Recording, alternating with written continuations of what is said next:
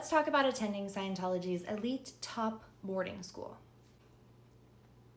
My brother and I were both sent when we were 8 years old. Now we have 4 years difference between us, but so he went first. Ever since he was born, my brother showed signs of like very, very high intellect in certain areas. And it was this intellect that really got him shining in the eyes of Scientology and really the world. His name was Philip Gale. Feel free to Google him. He was a genius, a computer genius. He taught himself like 20 computer languages. He was one of the youngest accepted students to MIT at 15 years old. He was an early internet pioneer, helping write the first Internet Explorer browser from Earthlink. And he did that, I think he was like 16, 17.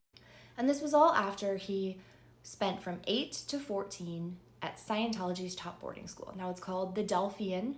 When I was there, it was called the Delphian Academy, but we just called it Delphi. And that's what I'm gonna call it in my videos, even though that doesn't like totally apply today. But if you're trying to find out about it, it's like the Delphian. And it's in Sheridan, Oregon.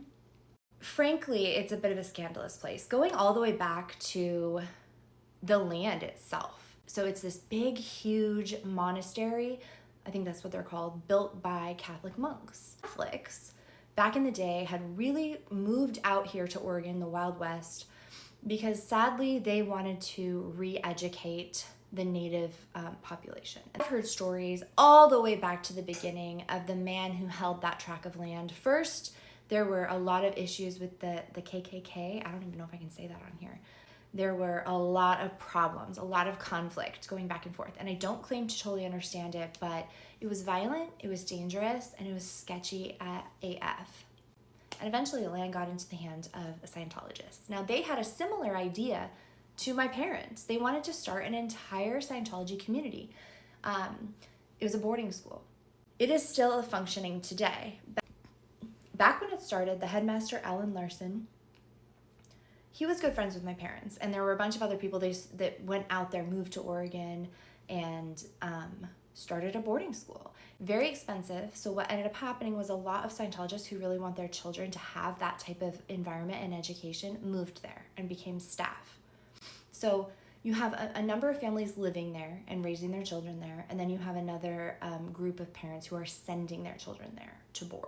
8 years old was even young for them, to be honest with you. I think they only accepted me at that age because they had accepted my brother at that age, and they had accepted my brother at that age.